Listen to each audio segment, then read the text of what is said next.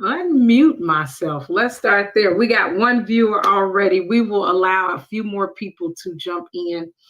As soon as we have a few more people, y'all know I don't need a whole lot of folks on here, but as soon as we have a few more people jump on, we will get this thing started. We have a great conversation for you all and some amazing folks to be able to have this conversation with. So we will allow a few more folks to jump on, and then we're going to get started with the Grit Zone.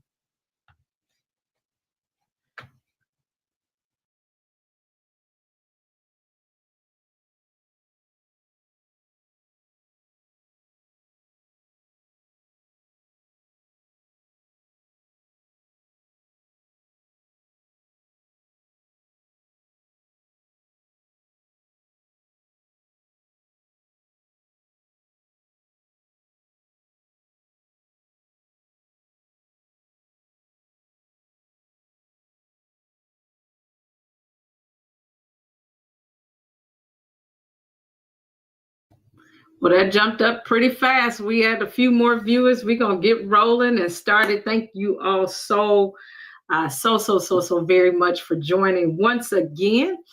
Welcome to the Grit Zone podcast with your very own Dr. P. I truly appreciate you all showing up. Every single time I put an ask out there, you all show up. And so I appreciate it. We have yet another episode for you today. Where we have two amazing educators, two amazing Black women who will share from the educator's lens, from the educator's perspective, how we work with neurodivergent, Lord God, right? Neurodiverse, all of these different things, these terms that people really don't know about. They're like, what are you talking about, right? This was a space a couple of weeks ago that I kind of ventured in. Most people know that I share my story. And I have a son who is diagnosed with ADHD. And so this has been a platform that I've used to help other parents and to help other people to truly support what it means to work with young people or children, whether they're your students, to support them through this journey. And so we heard from parents last time we were on this conversation, and we had a huge house of folks show up, and we had some great questions. But one of the things was, how do we hear from the educator's lens? What does that look like for Black parents to partner with educators? What does it look like for educators to support the parents, the Black family, right? When we notice there's something different about our kid, or when we notice, hey, they don't know how to read quite yet, or what does this feel like when they're mixing their letters, or their behavior problems are showing up a little bit more in the classroom and other spaces. And so because I am a parent, on the other side, I needed to get two experts on the other side from the educator's lens to be able to truly support me in this conversation. So I want you all to truly welcome Dr. Nina Addison and also Monica Griffin Monroe to the Grit Zone podcast today. I'm going to read a little bit about them, and you know how we do. We jump right into questions and we go right for the conversation. All right. So Dr. Nina M. Addison, affectionately known as Nina Motivates, is a youth pastor, dynamic author, award-winning speaker, breakthrough life coach, and change maker. Born and raised in Chicago, Nina is a wife and bonus mom as the ninth child in a blended family and the only one born with physical differences, club hands. Nina turned what others might consider a limitation into her life's greatest testimony.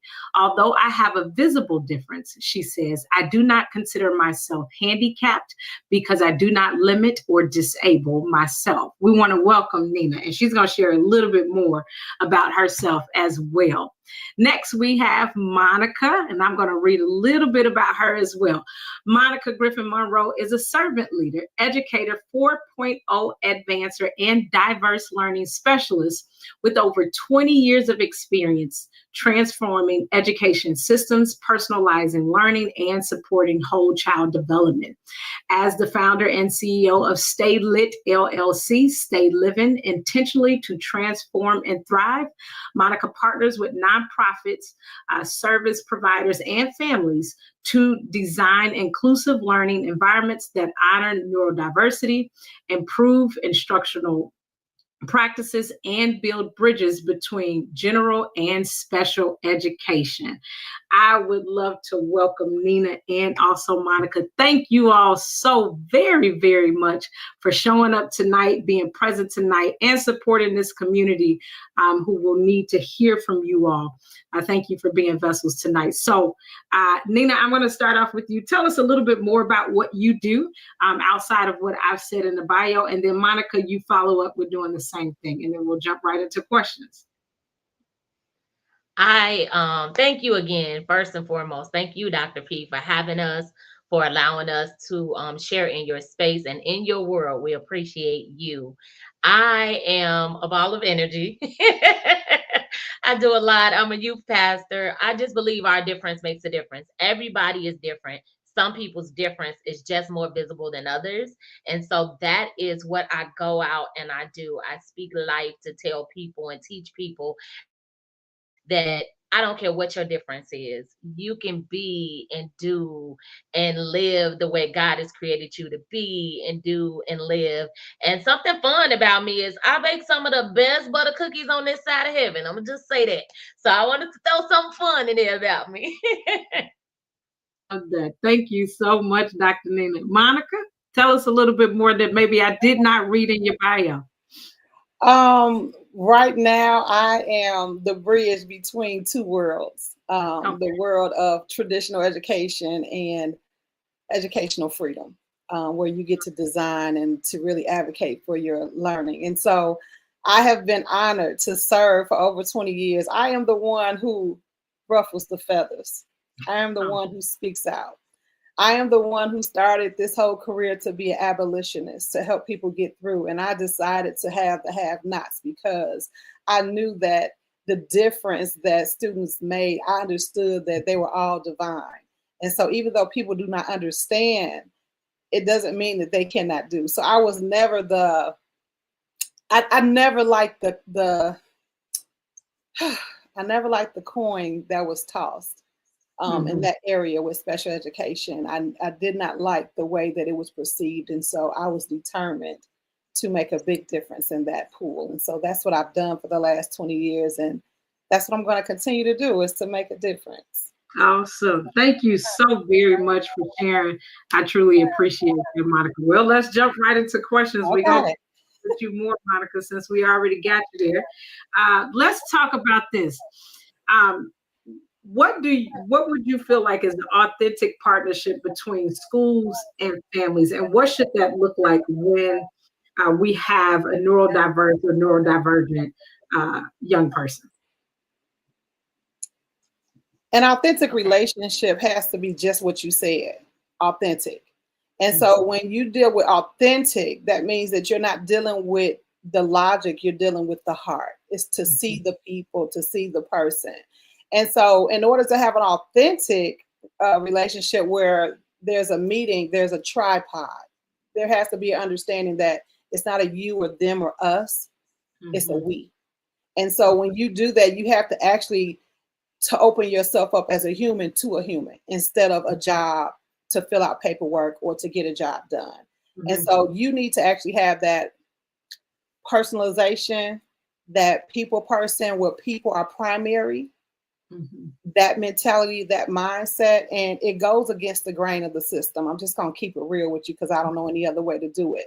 It goes against the grain of the system. And so you have to be willing to lend your heart in order to really truly connect. You cannot connect with if you don't connect with the heart. Awesome. Thank you so much, Monica. Do you want to add to that, Dr. Nina? What is an authentic partnership like between schools and families, and what should that look like? I say there is no I in team because it takes a team, home and school. And so, on neither perspective can it be, I'm dealing with this, but it has to be a what are we dealing with? What can we do together?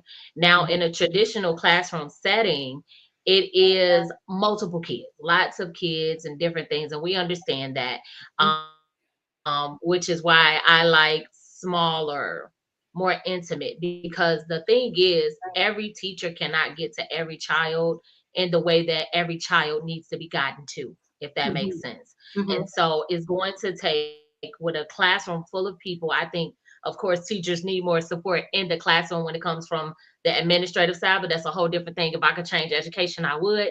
But I found a way that I can change it for those that I can't change it for. But it's going to take true partnership, true understanding, true listening. So, Mhm. you know, the parent has to listen as well as the educator, because you all have to find them. It's a relationship. You said it best. Mhm. It's a relationship. And in Mhm. any relationship, the first thing you're going to need is communication. And it's a relationship where a child is involved. And so if a Mhm. child is involved, it can't be about a person. It has to be about that child, Yeah. because that child, no matter what their difference is, they are learning, they're growing, everything around them matters, every energy around them matters, every Mm. perspective around them matters, because they're learning in that moment. even Absolutely. though with even though they're learning different, they're still learning. And so the environment around them, between the educator and the parent, has to be a positive relationship, a Mhm. positive. You're not going to agree on everything, but you all have to put self aside and try to figure out what works best for this child. Thank you so much for sharing that, Dr. Nina. You know, and the interesting point about this, and it'll kind of lead into the next question, is sometimes, and oftentimes, right, a lot of parents feel like they're in it alone.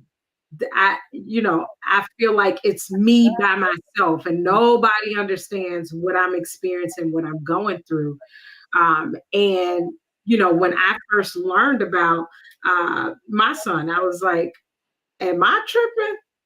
Did the school miss something? Did I miss something? How do I get them to understand what I'm experiencing at home? And how do I understand what he's experiencing at school? And then how do we begin to merge and mirror those things together?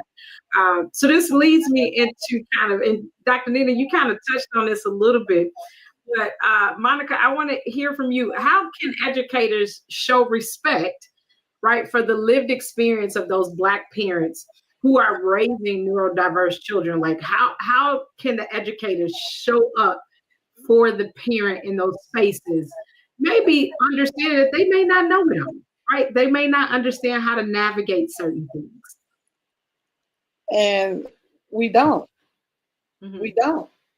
And so one of the things that's very challenging as an educator is that you're expected to know everything because you're Mhm. a teacher. And so people come in with a perspective where you're the teacher, you're supposed to know. And the truth is, I'm learning as I go as well. And so Mhm. when we really get to talking about neurodiversity or neurodivergent learners, or we cannot put it as a one stamp, this is what they are. No, Mhm. each person, each human is different. And so Mhm. when you think about a neurodivergent learner, general ed teachers are not prepared, they are not trained, Mhm. and special education teachers are undervalued. Mm. Talk a Okay. little bit more about that. So when you look at the general education teachers, they are trained in the content area. Okay. Okay. So if you're a math teacher, you're trained in the math. You're Mhm. not trained in the learning. If you're a history teacher, science teacher, you're trained in the content area. So you know the science, you know the biology, you know the content. Mhm. And so when I say that general education teachers are not trained fully, they don't have the capacity, first of all. And so Mhm. when you don't have the capacity to things, what do? You lean on your strengths. So hey, I'm going to focus on the math. I'm going to focus on the science because I'll get thrown off with that. Mhm. Now, special education teachers are undervalued. Most of the time, people don't even know what we know. Mhm. And they disregard us in a way to say, well, them special, you don't know what we know. You don't know our training. You don't know our background. And so Mhm. as a special education, a diverse learning specialist, we're trained on learning. Mhm. We're trained to equip any learner in order to learn. I don't care what you're teaching them. And so there's a disconnect there. So special education teachers are undervalued. And then most times they sit them to the side in the back of a classroom Mhm. and they call that inclusion. But they're not really being included.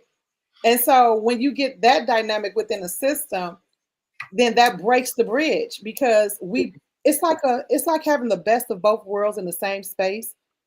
But if you don't know what the power is of the other person, then how do you work together to really, conquer and execute?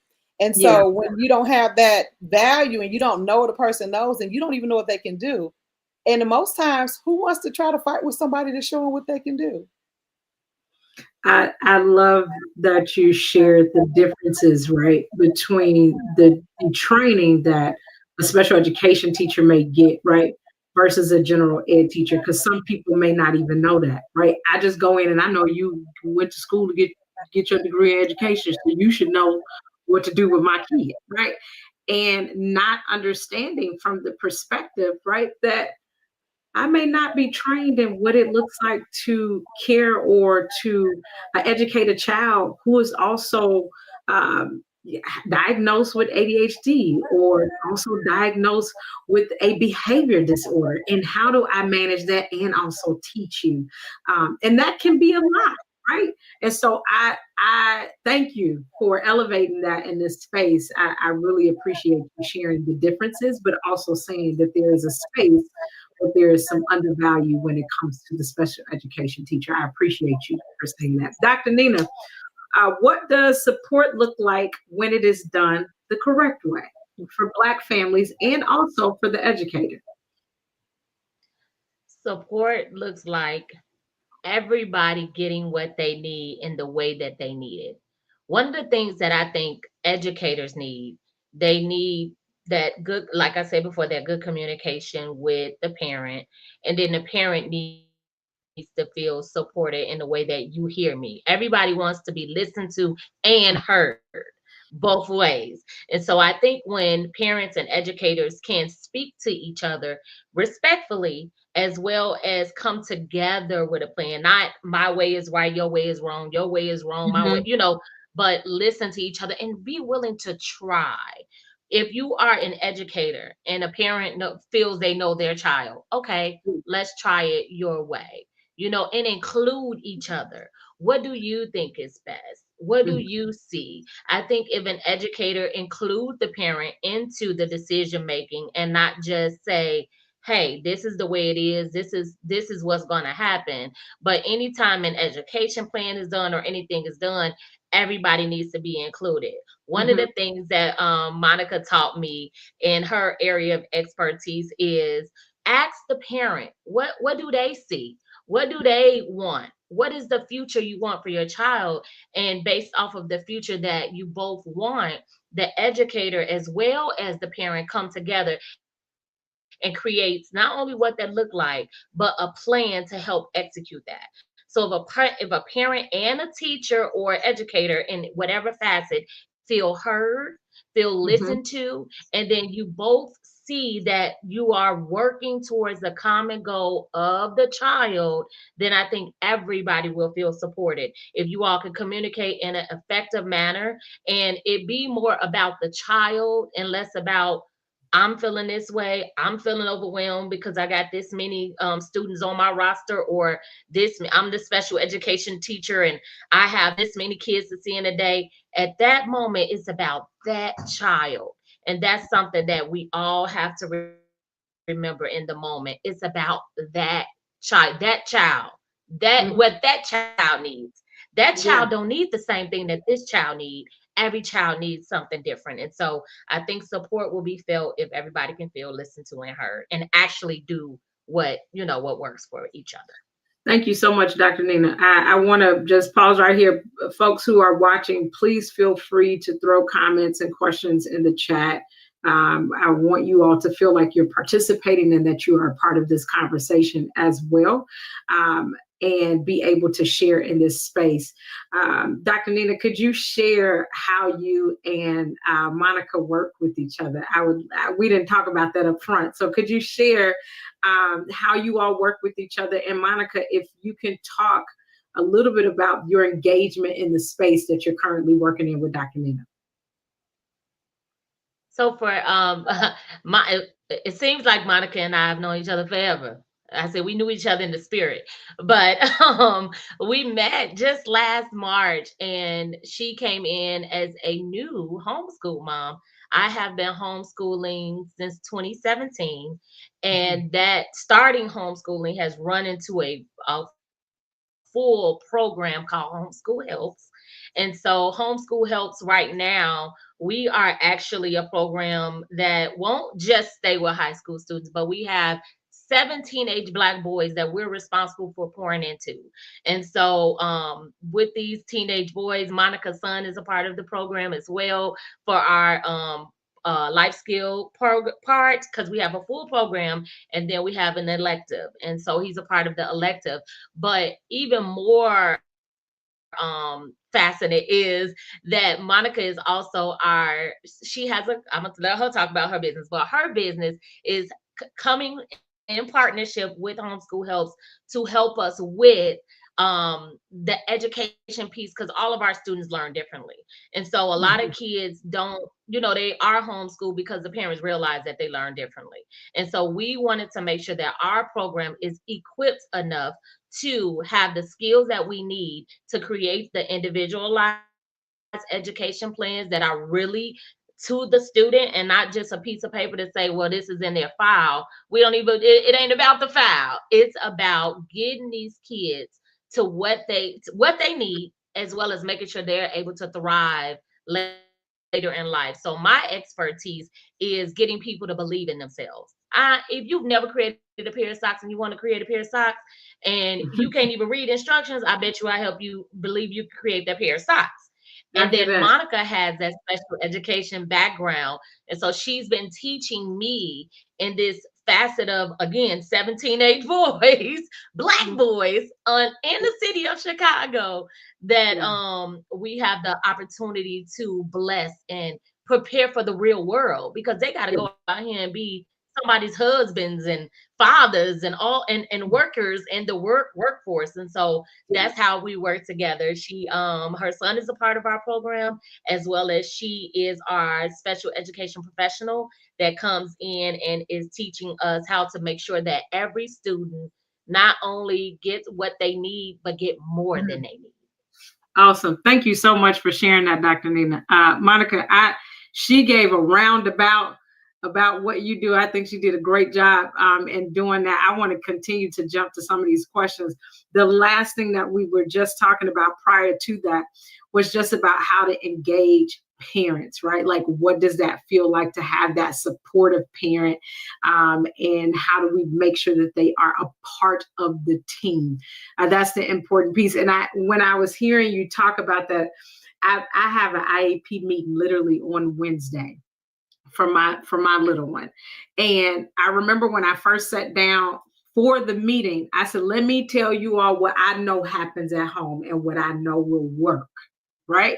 And then you tell me if it works or not. And if it does not work, by all means, tell me what works for you. I wish I would have brought the form, because something works for him at school. And I said, send it home, because then I can make it work at home too. And that valuable partnership has been extremely helpful for him, because one, he sees that we're on the same team, right? He also sees that I have a support system at home and at school. And when I know they actively working with each other, I can't really cut all them corners I thought I was going to cut. So that has really been helpful. But also, one of the biggest things that I've seen my little struggle with this confidence level, right, is with having, being a neurodivergent learner, right? Maybe I want to dance and do my math. That's different than sitting down for 45 minutes and focusing on math, right? And knowing that and having that information ahead of time and understanding it from the educator's lens was helpful for me at home. But sometimes that meant I had to be quiet and I had to listen, because there were some things that I did not know and I wasn't aware of. And so that's where you all come in and being able to support. Monica, here's a question for you. Talk to me about what challenges you have seen with families and what they are facing when it comes to advocating for their children in the school systems. Okay. Pin that question. Got you. Okay. So this is a challenge that I've seen is that, so we have to be able to take empathy and have empathy to be able to see each other from each other's perspective. Okay. And so when we're talking about learning, at home learning is different than academic learning. So we're coming from really two different worlds. Mm-hmm. Okay. And so what you said was so powerful because it takes communication. I think somebody put that in the chat, like communication, communication. We have to be able to see each other's worlds. We have to give a window into each other's worlds so that we can come up with a holistic plan, holistic strategies that will help that learner.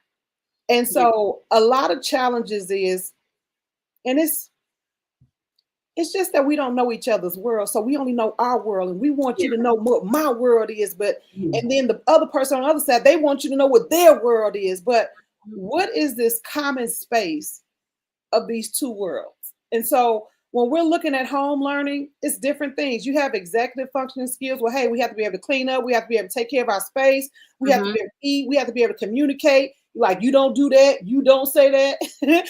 And then that requires a certain part of your brain. And see, sometimes we forget about our brain. And then so when you're at school, it's a certain type of learning. That's academic. So we gotta go over studying and memorization and rote and repetitive and not distracting the person next to you. Because guess what? Now everybody in there. So when you get 26, that's different than 2 or 3. You're right. And so what I say is that the biggest challenge that we both face, parents and educators, is having an open lens to see each other's perspective. Because what I need at home can be different, but some of the strategies that you're using in the classroom can help me as well. Some of the strategies that next question, Monica. So keep going because some of the strategies at home that I have found out that work, and it may seem a little weird to you, but it works for us. Those are some of the same strategies that can blend over into the classroom because it's still holistically learning and development. And when you're dealing with a neurodivergent learner, first of all, they are uniquely different. Doesn't mean that they can't do. Exactly. But the way they do, the way they process, the time span that they take, even their communication can be different. Yes. So if you're looking at it like, what's the biggest challenge? Seeing each other's point of view. Seeing each other's perspective and to understand and really respect each person as true and valid. What you're experiencing at home is true and valid. Yeah. And guess what? What that teacher is experiencing in that classroom is true and valid. Yeah. So it goes back to what Dr. Nina said. What's our common ground? Why are we here? We're here for this one. And so how do we get on the same team? I would encourage parents, don't stand out. When I say stand out, I mean step back. Don't wait on every 5th week progress report to communicate. Yeah. Don't make yourself not a part of the team. The team ain't just when an IEP come every year. Exactly. Because by then we going over reports now. We're not even discussing as a team. Everybody coming with their pieces.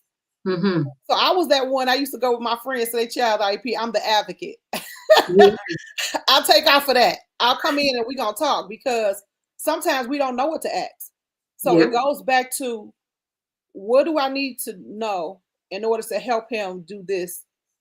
And then what are some strategies that I can use that can also help him do this? Because at home and like functioning skills are different than academic. But we got to get them both. That's why I love holistic learning. That's why I advocate for holistic learning. That's why I love personalization, because no one, is the same. They can say neurotypical. Yeah, it's not even neurotypical. It's no average. Like, everybody's different. And so that's the biggest challenge, not seeing each other properly And not knowing that what I have, you need, and what you have, I need. And if we can actually come together, then we can actually come up with a master plan. I love that. I love that so much. And you said something. I love the concept that neurotypical is not typical, right? Because everybody has their own individualized way of doing things and how they learn things. And you also said something else that I want you to just talk a little bit more about, Monica. Instead of waiting for when progress reports come out and report cards come out, and when IEP meetings are coming around, when should they be talking, right? Like I could talk about, I know I stay on my app talking to the teachers, right? But like a parent that may just be learning about their young person and learning how to act, how often should they be talking to their teachers? What should that look like? So you have to look at the capacity of the teacher. Now, if you got a first year teacher, you know they stressed out. They don't even know if they picked the right field. They trying to decide if they coming back after November. Because I'm telling you, November is coming. I keep trying to tell people November coming. Yeah. Get ready, Nina. We are about to get some more kids. But anyway, it depends on the capacity. You want to be in between the 5-week progress reports. So when I was in the classroom, I didn't mind. I had some parents that I did a little checking list thing like every 2 weeks. But that was the parent that was okay with that. Now, if you're not asking me to do a check-in, you think I'm about to just offer to do a check-in and I got 26 kids, or if I'm in high school, I got 150. So I would say, create you a form to check in. You want to know how your son doing, your daughter's doing? Create a form. Come on now, you better use ChatGPT. You ain't got it. It ain't rocket science. Create you a form to check on your child, to see how well they're doing, and to ask the teacher.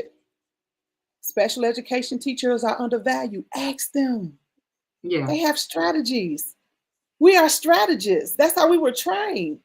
I can teach somebody, if you want me to teach you this, I can teach it in probably 10 different ways. That's what people don't know about special education teachers. I'm a teaching and learning specialist. Whatever you got to teach, I can teach in 10 different ways. So ask your teacher, put yourself on the cadence. Don't wait. Say, hey, do you mind if I send in like a form? I've got this form. I want you to partner with us at home. And right now we're working on these 3 things at home. And then I wanted to also make sure I'm supporting you. And maybe you can give me 3 things that you're working on these next 2 weeks, and we can support each other. And do you mind filling out a form for me to so I can see where he's doing or what she's doing in the classroom and where I can support, and then also what they're doing at home, that we can come together? Do you mind filling that out for me every 2 weeks? And then don't be somebody that's okay with being on a computer, baby. Create you a Google form. Stop playing. Create you a Google form that's a running form. So, hey, guess what? I'm going to send it. Do you mind if I send this to you on Wednesday? Please don't wait on Friday. Don't nobody want to do no work on Friday, y'all. Send it on Wednesday. Gotcha. Say, can you send it back to me by Thursday? Give people time. Don't be waiting last minute. Yeah. So you create a form. Say, hey, do you mind filling this out every Wednesday or every other Wednesday for me? And is there anything that I can do to support you? Yeah. I love that. And I love that you said it, because that was me. I made my own form, typed it up, sent it. Now, they didn't always fill it out, Monica. Digital. That's why I say digital. Guess what? Digital, they hit that button. Don't make it where you got to explain everything. So what you're saying is make it accessible for the teachers to be able to support you at home. I got you. I love that concept. And I wanted us to give some practical stuff too for parents to know, hey, when it comes down to where if I don't know to check in at progress reports, where should I be checking in? And what does that look like? And what does that feel like? So you gave a great answer to that. Dr. Nina, talk to me about what do you wish more teachers understood about the experience as a parent? What should more teachers understand from the parent's perspective so that they can truly support this holistic model, right? Because sometimes it is, right? It goes back to what I know. Right. But what should teachers understand a little bit more from the parent lens? Every parent wants their child to be successful. And success looks different for everybody. Yeah. But every parent wants their child to be their best, to do their best. No parent, expected, oh, I'm gonna go and have a child that's different. I say different because y'all know I've said this already. I believe that we all have a difference. Some people's difference is just more visible than others. And Mhm. so I think if educators understand, yes, I know that you got this many kids in your classroom, but this is my child at home, the person that I'm responsible for raising and making sure that they have as much of a full life as they can have. And you are my support when it comes to what I don't do. Especially if a parent is not an educator, the educator has to understand that, hey, this parent is not an educator. So even if they're sharing their frustrations, even if they have a little grace, let's say that Mm. parents Mhm. need some grace, Yeah. especially when they're dealing with children that's a little more active or a little more angry, or can't express themselves the way they want to express themselves, and the only way they know how to do it is to throw something or to fight, or and to understand that, yes, you've had them all day, but I've had them all night, and it could be a frustrating moment. So knowing that, I had to start thinking about this as a young age, at a young person, because I have a Mhm. visible physical difference. So whereas being picked on in school and the different things I was dealing with when I went home, my mom and them didn't know what I was dealing with in school, and the teachers didn't know what I was dealing with at home. And so Mhm. as educators, we have to understand we don't know what goes on with the parent and the child. And so we have to have some compassion, some empathy. We have to have some consideration. And, of course, if it goes vice versa, but just understanding that we don't know what it took for that parent to get that child clothes on and get them to school that morning. And so That, that could be a whole thing in itself. And so you're right. just being considerate and letting the parent know, Yes. I may not be in your shoes, but I feel, I Yeah. understand, and encourage. I think all educators should take a motivational class on Mhm. how to empower parents. And Yeah. so we need to be able to empower that parent so that parent cannot lose hope. So that Mm. parents don't give up, but they had a moments where they be like, listen, Linda, and Mhm. it's up to us to provide that. Yeah, we educating the child, but we also are responsible for motivating and Thank inspiring the you. parent. Absolutely. Thank you so much for sharing that, because so many parents that even may be on this call tonight needed to hear that, right? Like, I need them to also understand from my lens what that feels like. And listen, some mornings are tough. I had to learn the hard way. Don't get worked up in the morning before he get to school. Even if it's frustrating, you stay as calm as you can, because by the time he get to school, if he's mad at me, he gonna show them why he mad at me, and then they gonna have to feel that, and then I'm gonna get all the calls. So that meant me managing my own emotions and my own feelings in spaces, even if I had to tell you 15 times to brush your teeth this morning, and it was a struggle, right? How many times I tell you, put your socks on, put your socks on, put your socks on, and we got to go, we got to go. Make sure you eat your breakfast. All of that talking, for me, I'm just gonna be honest, it's a lot. And most times in the morning, I'm saying it over and over and over again, on top of having to worry about, now I got to go to work and do the same exact thing in those spaces. And sometimes when parents don't express those things to educators or to those who are in the school, like I have this amazing app that I get to communicate with his entire team, his neurodiverse, his diverse learning teachers, his general ed teacher, his occupational therapist, all of these folks who are in one space. I get to send them a chat. So if I know we had a rough morning, the first thing I do is I send a message and I say, hey, give y'all a quick heads up. We had a rough morning. So he may need some extra time. He may need some extra breaks because it was rough this morning. But I lean into that because there are so many, and this is my podcast, so I can talk about what I want to talk about. There's a lot of Black mothers and Black parents who are afraid to share that. They are so afraid to talk about what it is that they deal with at home because of a trust factor in the classroom, right? I don't know if I can trust the school with this information because what if they call the people on me? Or what if they do this? Or what if I get in trouble? And so, Monica, talk to me about how do we get Black parents and Black families to trust systems that are built to work for the children who are neurodiverse?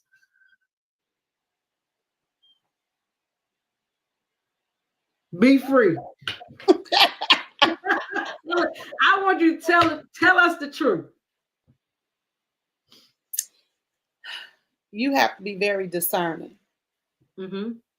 And I can't take God out of anything that I do, because without him, we lose all power. Mm-hmm. Your child is placed where they're placed, and there is someone there for them. You have to know that. Mm-hmm. And so when you start pushing in, and not just pushing in for the schoolwork, to show that you actually are a person and you care. And it's just like with giving pearls. You don't give no whole pearls to somebody they didn't trample on them. You give a person one pearl, Mm-hmm. and you see what they do with it. You have to be willing to trust, or you will never find trust. That's the thing. You have to be willing to trust somebody. Now, I'm not telling you to condemn. Don't send yourself to jail. This is what I'm going to tell you. Don't send yourself anywhere. But most times you think you on your own, and you're not. A lot of times that's you telling yourself that. Mm-hmm. Because we have these things, as far as, let's just, okay, you say keep it real. As a Black woman, Yeah. as a Black family, because I'm not just going to say women, because I see a lot of fathers. And see, that's what they don't be showing. It's a lot of fathers. Absolutely. It's like it's double weight on us because we Black. Mm-hmm. Oh, you got to do this. You got to do this. You got to be this strong. You got to do this. You got to keep going. Who told us that? Mm-hmm. And that right there burns us. It kills us. That's why we get high blood pressure. That's why we over here aging. That's why. So I say this.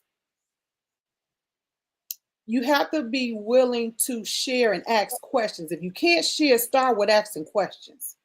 Do you have a strategy that can help me get him to brush his teeth? Because it's stressing me out. And I think I say it 50,000 times. And I may be successful every other day. Mm-hmm. Without saying, oh my God, I cussed them out. You don't have to spill the beans, but a strategic way, because I'm a strategist. Yeah. A strategic way is to ask questions instead of confessions. Mm. Okay. So if you're having challenges at home, he's throwing things or she's throwing things at home. Or see, this is the thing with neurodivergent learners, their processing is different. Yes. So the way they take in and make sense of things is different. And it's going to frustrate you because it's not like you. So it don't make no sense to you. Mm-hmm. And guess what? You don't make no sense to them. You sure got it. So now this is the thing too that I want to encourage parents on, is that children are a blessing. And in that stewardship, you are going to be refined too. Mm-hmm. So it's not just about them, it's about y'all. Yeah. They're going to teach you some of the things that you need to get in order for you to keep growing in the path and the way that God got you going. Mm-hmm. And so that stuff that you didn't learn growing up, and you about to learn it. Yeah. So with doing that, what I would say is find a way to ask questions. Mm-hmm. See who will feed what you need to be fed, who will feed you. Mm. Ask questions. Don't just spill everything out. Ask questions. Like I said, special education teachers are undervalued. Yeah. They undervalued. So ask the questions. If the whatever it is, whether it's the process and whether it's the executive skills, whether it's the scheduling, whether it's following through, whether it's following directions, whether it's chunking things together, because those are all the things that our babies are challenged with. Mm-hmm. So instead of just spilling, ask questions. Ask questions. How would I you do love that? I love that you said instead of confession, you ask questions, because a lot of that's where the fear comes in, right? That's the first thing that I think of. What if I'm telling on myself? Am I gonna tell on myself by saying this, right? But if I ask a question, it's to be supportive, because there's a lot of parents that just don't know even how to ask sometimes, right? And what that even feels and look like to ask if not feeling judged. Now, we do know in the Black community, when it comes to any level of learning disabilities or disabilities at all, we know that we've been taught for years. Now, I'm putting my therapist hat on right now. We've been taught for years in the Black community, what happens in this house is going to stay in this house. So then when I start airing out my stuff, right? Or don't go airing out your dirty laundry, what's the point? You want it to stay stinking? You got to air it out, right? And so there are some spaces that we have to unlearn, right, to be able to really be present with our young person. And you are spot on, Monica, when it comes to that they teach you something, because I promise my countdowns in the mornings, I wasn't taught to count down and be thinking about how are you feeling in this moment. No, I'm going to be quiet and I'm going to use my listening ears and all these different techniques of breathing. And those are not things that I was taught growing up, but these are things that I have learned that has worked for my son. And because I learned that they work, I end up start using them for myself. I be at work like, hey, I got to do some snake breathing real quick because you stressing me out. Right. But those spaces, when we find the positives in those spaces, and sometimes I'll say this to parents, it is hard. Some days it is difficult. But it's like scratching to survive. You keep trying until you find something that works and that sticks. And that's the space that the education lens and the parent lens partners together to be able to make sure that young person, your child, right, gets what they need. So thank you so much, Monica. You got one. What else you got?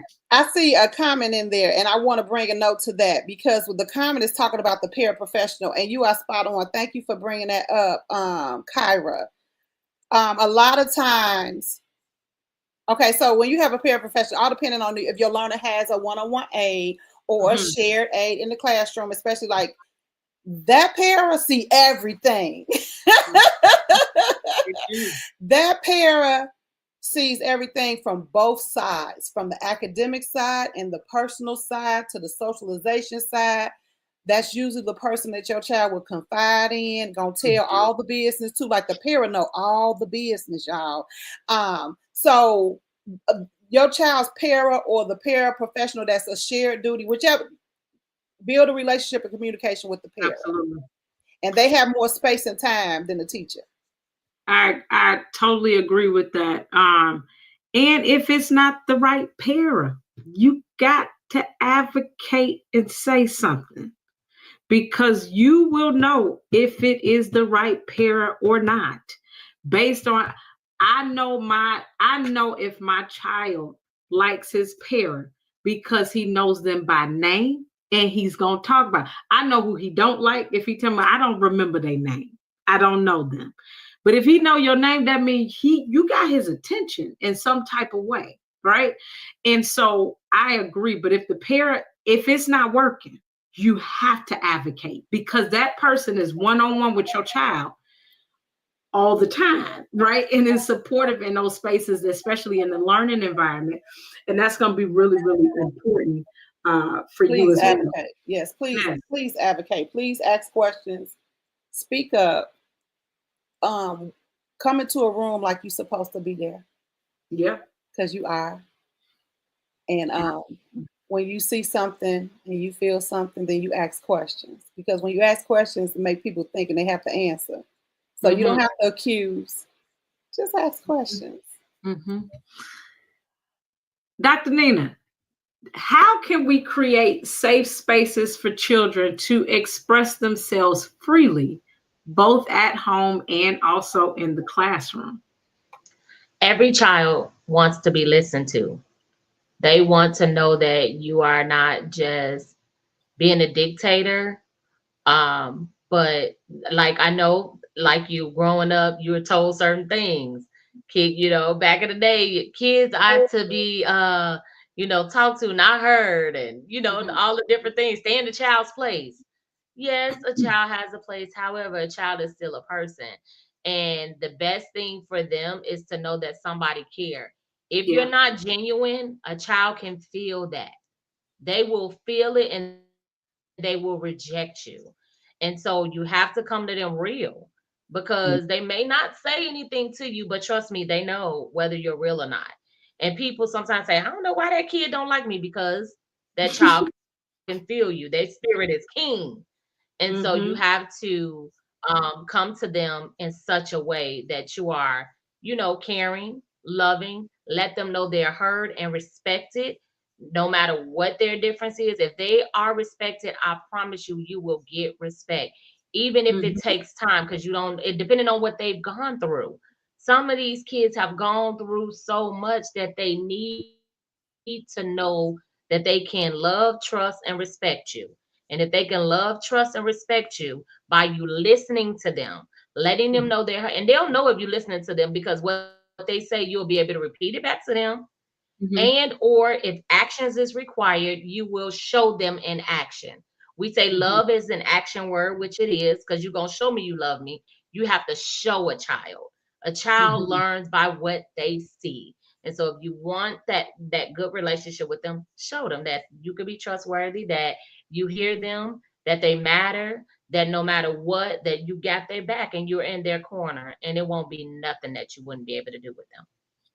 Thank you so much for sharing that. And I 100% agree that, being able to hear from the child's perspective, no matter the age, right? Because sometimes it's like, oh, like I have a 7-year-old, and there are some things that he said, like, now what? Who taught you that? Because I didn't even, and it's the same thing that we may say to our children, right? Put on your listening ears, right? It's the same thing that I may even say sometimes to my staff. Q-tip, that means there's something you're missing. So that means you take a step out, and you got to be able to hear from a different perspective, right? And understand what that young person may be struggling with, because sometimes they can tell you in a different way that maybe the educator can't, and sometimes the parent can't. From a parent's lens and perspective, sometimes that can be hard, right? Is to sit and listen when you feel like you got to get it all out because you the parent and you just need to put it all out there. That's hard, right? Now I'm just speaking because I'm talking about myself. Sometimes I feel like I got to teach you X, but the reality is there's more understanding when we be quiet. And I had to learn. I'm just being honest in this moment, y'all. I was so frustrated this morning. And in my frustration, I said, you know what? Go to school. Should go to school, have a good day, bring home the incentive you're supposed to bring home every day.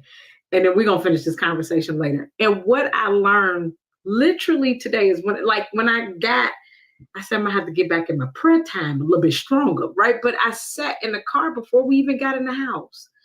And I said, what about earlier made you upset? Because I tell you what made me upset, but tell me what bothered you. And when he expressed it to me and he said it to me, I was able to say, you know what? You get to have those feelings. You get to be able to feel however you want to feel. And you know what he did? Mommy, what made you upset? So then now I'm now having this conversation because I took a step back, right, to actually hear from him. So thank you so much for sharing that. Sometimes we remove that space with the young person when we're throwing IEPs and we're talking about educational plans. We're talking about somehow we do all of this stuff around them and we forget them. And we tie back to what we originally said in the beginning. It's about the young person. Go ahead, Mom. So I love to give strategy, right? So I'm just gonna be giving. Okay, that's what I'm doing tonight. So I learned this. So I love to learn and I love to share. There's a strategy that a company uses, and it's called Becoming a Man. So BAM. Okay. And Yep. BAM, they do a check-in. And I incorporated this strategy with my son. So this is good for all. It doesn't matter the age. Okay. So it's called pies, but I don't never stick with the same thing. You know, I add my little extra ingredients. So pies is a check-in where you just get to check in. So P is for physical. How are you feeling physically in your body? See, a lot of times we don't check in and really check on a person. We see if they did this, if they didn't do that, that we're not checking in with them. I is intellectually, like what you've been thinking about, what's been on your mind. And E is emotionally, like how you've been feeling in the inside. Okay. So that's our past check-in, but we added some because my son actually, I think he added 2 when he was 7. He's 13 now. But when he was 7, he wanted me to check in with him about how are people treating him. So that was an extra check-in. How are people treating you? And then what do you hope for? And so we start doing that as a check-in, not every day, but like every so often, when I just wanted to check in with him, not about what he didn't do, not about schoolwork, not about this and that, just, hey, let's check in with pies. So physically, intellectually, what are you thinking about? Emotionally, spiritually, pies. How are you with God? How are you spiritually? Like, have you been talking to God? Have you wondered about anything with God? So it's PIES, and then he added the thing, how are people treating you? And then what do you hope for? So that's just a strategy that I'm just sharing for parents, because what you did was so powerful. And I don't know if you know how powerful it is. And the way we was raised, the way I was raised, I only can speak about myself. They didn't consider emotional, mental, psychological things. Yeah. I'm a person who tried to out myself like twice before I was 12. So it's things that are done and said that our kids are dealing with. I don't care if they're 7, because at 6 years old, my son was getting beat up every day. And so checking in to see where they are, it leaves space for them to share who they are. So that way we have an open communication that way. And then it's not you trying to fix everything. It's just allowing them to share. Yeah. And then, even that what you did with your son, like, hey, what bothered you? Or, anything else you want me to know? And then be quiet for a minute, because everybody want to talk. Yeah. And then in school, I'm just going to put this out there. I know educators on here. Kids don't really get socialization time like we used to have. They don't have that. They have to talk on subject most of the time. Sometimes you get a teacher, she'll let y'all talk a little bit, but you squeezing in 5 and 6 minutes of socialization time. And then you get lunchtime, you in there for 20 minutes. How can you eat and talk? And then if you get you go outside for recess or whatever, you just running around to get the energy out. And so you're not really getting that socialization that innately we were designed to have. That's how God created us, for us to talk with social beings. So that's just a snippet. I want to give that tool out. That's another something that you can use practically. No, I love that, Monica. And one of the things that I do, because I also have a bonus baby, is that in those spaces, we stop really talking about like, how was your day? Because the days would start with where I woke up this morning and then I had brushed my teeth, and then I'm like, whew, this is gonna be a while, right? But then what I started doing, and what really me and my partner would start doing at the table, was say, what was the joys of today? Tell me one thing that you really enjoyed about today. And what's something you didn't like so much? And why not? Right? Because those spaces at the dinner table have become a comfortable space where we learn about them and how they learn about us in this active communication, right? Well, I don't like this teacher. Well, why not? What makes you not like them? And let's have a conversation about it. So it's extremely important for those conversations to happen. I totally agree. And it also builds up this level of self-esteem for the young person too. I'm so glad that you also brought up the fact that there's not a lot of socialization. And I tell you why, because that little one of mine will come home and I done fixed a beautiful hot lunch and half of the lunch is still there because he too busy talking at the lunch table that you ain't finished all your lunch. And so now you starving when you get home. But that's why, because I got space to not talk this person down. I got all the questions out. And you're right. By the time they get out there for recess or where, I'm just running to get it all off. So I don't really have the energy to be talking because now I'm just playing with you. But I was wondering why hot dogs and chicken fingers were still coming home. And I asked him, I said, why do you bring I get up in the morning and I make hot lunch. And he was like, well, he told me I'm talking and then I know that they're going to tell me to stop. So I just put it all back up. So you'd have ate a half of a hot dog, a little bit of chips and some juice. Now all of us, He good. He good. He got enough. He ain't starving. He got what he needed was the socialization from his peers. He got what he needed. But yes, most parents don't know that. Most parents don't know that their child is not getting social.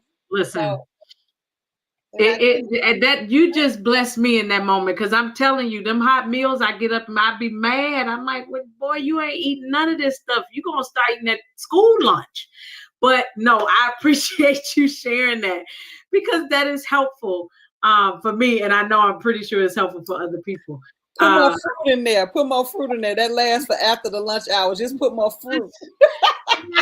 So, listen, this is what I did. I'm like, let's just start adding bananas, apples, oranges, and things in there and take a little bit more of the snacks. You know, we came home and said, Mommy, I noticed that you put grapes and I didn't have more crackers and things. And I said, well, see that you're paying attention, not talking so much during lunch, you paying attention to your whatever. But needless to say, that was helpful. But I appreciate knowing that those spaces are helpful too. We are winding down our time. And this has just been such a valuable conversation for myself. And I know for so many people who are on this call. I want to leave this space for people to ask questions from your point of view for Dr. Nina and Monica to answer. And to be able to provide feedback. This was a balance of understanding from the educator's lens and also from the parent's lens. What does it feel and look like? And how should we be pushing and thriving to make sure our young people get exactly what they need? And so this space is for questions. If you have questions, please throw them in the chat. And if you don't got any questions, I got like 2 more I can ask, but I do want to leave this space for you all to really be able to get some questions answered for you all as well. So throw them in the chat if you got them. Thank you all so much once again for putting your comments in there. You all are, I love when y'all get active, especially my educators who are on here who give their experience and their feedback in those spaces, who are with children also all throughout the day, who also may have young people and children of their own who are neurodivergent youth. And so, yes, please feel free to ask those questions now. I haven't seen any one of them come up. And so while we're waiting, I'm going to ask another question. How can we help with the self-esteem for young people? And I really want Dr. Nina, you and Monica to respond to that. When the young person is learning that their learning is different than others, how do you help them with their self-esteem? I get them wings to fly. I let them know that every superhero has its own gift. And no 2 superheroes' gifts are the same, but every superhero gift is needed. And encouragement and motivation goes a long way.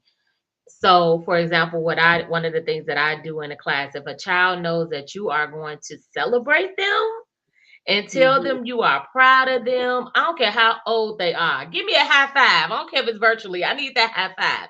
They thrive off of that. They get excited because then they could go back and be like, yeah, Miss Nina said, you know, and to be able to do that and say that. And it just comes with, you're so smart. You're so brilliant. You know, you are the smartest 15-year-old. I know, like tell them, encourage them, stroke their mental ego. Let them know Yeah. that they are, yeah, you different, but everybody is different. That's the Yeah. sentence that changed the game for me. When I Mm-hmm. learned that, yeah, everybody's different, some people's difference is just more visible than others, that changed the game for me. So I believe that if you just let a child know consistently that, hey, you can do anything you want to do and you can be anything you want to be, and really drill it in them, whatever you say is going to stick. Thank you so much, Dr. Nina. Monica, what you got?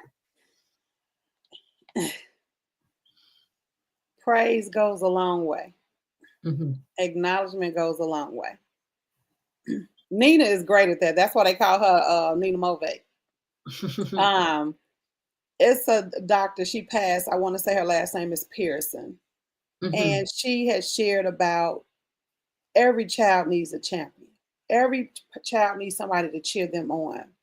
And one thing that I found that really works well with building up self-esteem is that, well, let's look at what low self-esteem does. You comparing yourself to someone else, and then you don't feel that you measure up.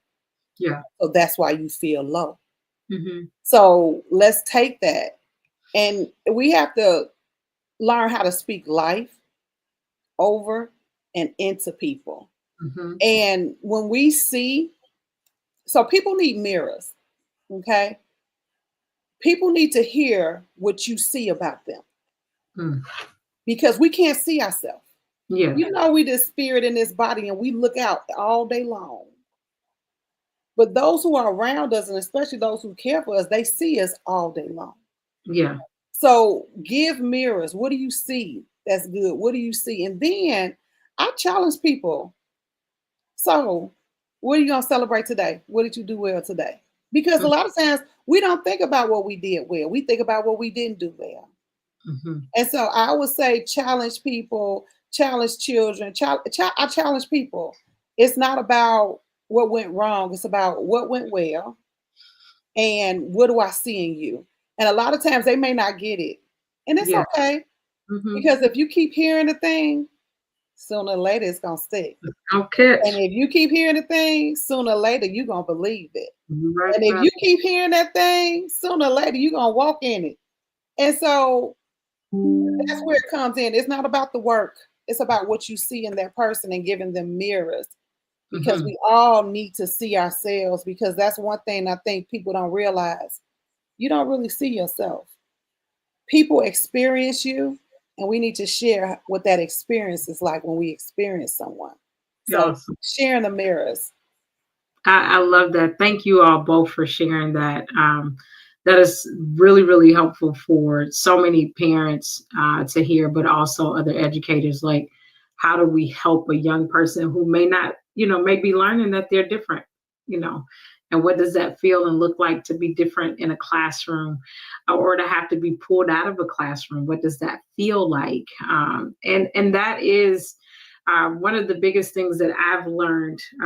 My son has gone to about 3 different schools, and he's only 7. And I was beating myself up at one point, but I had to find the best match for him that really catered to what he needed. And even though that was very difficult at one time, he's finally in a space that really caters to that motivation, that confidence.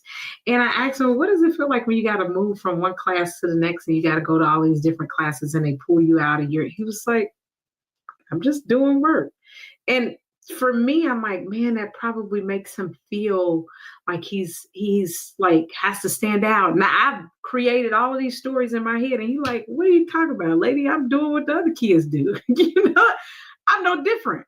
I made him different when he did not even realize that what I'm doing and learning is different from other people. It looks the same for me. It's my learning experience. And my learning experience is helpful for me, and so I love that piece of even how we ask questions to our young people and how we cater to them in those spaces. Last question for the both of you all.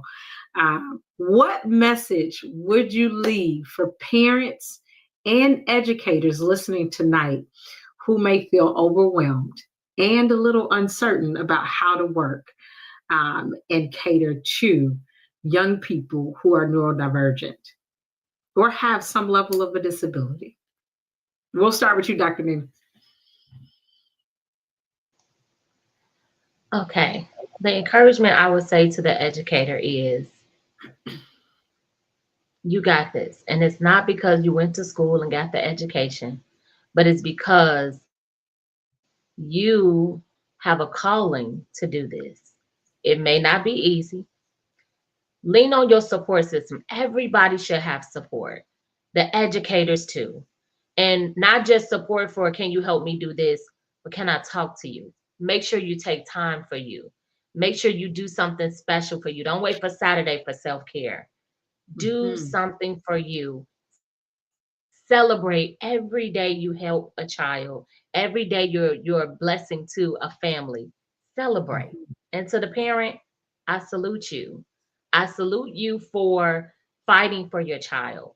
I salute you for those hard days, those easy days, those in between days, those days where you're crying and throwing your hands up. You are seen, you are heard, you are cared about. And I promise you, every single day that you make it through the end of the day, you need to celebrate you too. And when you do Mhm. that, you're going to feel better. Once you put that baby to sleep, once you wake up the next day and see that y'all made it through a good night or even a rough night, celebrate that y'all still here. Celebrate that you got another chance and another day. And celebrate the fact that you are amazing because only you can raise the child the way you're raising your child. You were called, chosen, appointed, and anointed for that child. God trusted you just that much. Yeah, He put that much trust in you. So I just encourage you to keep going. Awesome. Thank you so much, Dr. Nina. What you want to leave with the people, Monica? Encourage our educators and our parents. My educators, keep learning. Be open to learn anew. Be open to learn from the kids and the parents. Keep learning. That's what I'm going to tell you, because what you're going to find out is every 2 years the kids change anyway. So whatever you had, it's going to be outdated in 1 year. So keep learning and enjoy it. And I would say this to both: you have to give yourself grace. You know, we've bought the lie that we're supposed to be super people, super women, super men. No, you're human.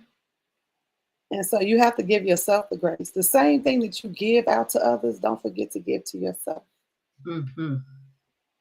And so with my parents, I tell you this, and I'm telling you this because this is what I have to remind myself. Hmm. Don't take it personal. You are in the business of guiding and training.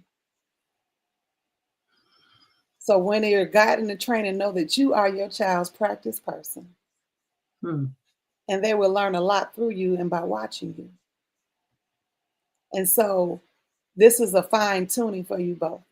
And what I say is give yourself grace and celebrate yourself along the way, because you too are growing and you too are learning things that you've never learned before. And guess what? They've never been where they are and you've never been where you are. So stop being so hard on yourself and find a community. You are not alone, only if you stay alone. Yes. And so we don't know that you need anything if you stay silent. Mm-hmm. And so I would say for my educators, keep learning and have some fun with it, y'all. Don't forget why you came in here. Don't forget why you dedicated those years of training to come in.